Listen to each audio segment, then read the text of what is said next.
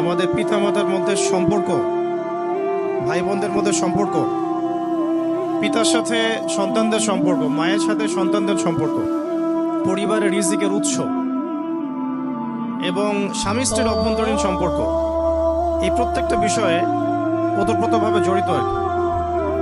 Islamic পরিবার বলতে device addicted কোনো পরিবার কিন্তু বোঝায় না। দেখেন, আমি এখানে জাস্ট ফটোশুট করতে আসি নাই, কিন্তু আপনারা যেভাবে ফোন নিয়ে বসে আছেন আমি খুব বিব্রত হচ্ছে আর কি।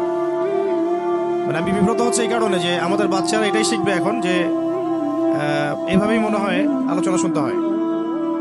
ঠিক আছে, আমাদের বাচ্চারা আজকে শিখতেছে যে আসলে মনে হয় কেউ স্পেশাল কোনো ব্যক্তিত্ব আসলে আমাদের ফোন নিয়ে দাঁড়িয়ে যেতে হবে। তারা কিন্তু এটা শিখতেছে। এটা ম্যানার না, এটা বরং ডিসম্যানার। তো ফার্স্ট অফ অল আমরা ইফতারের বিতরণটা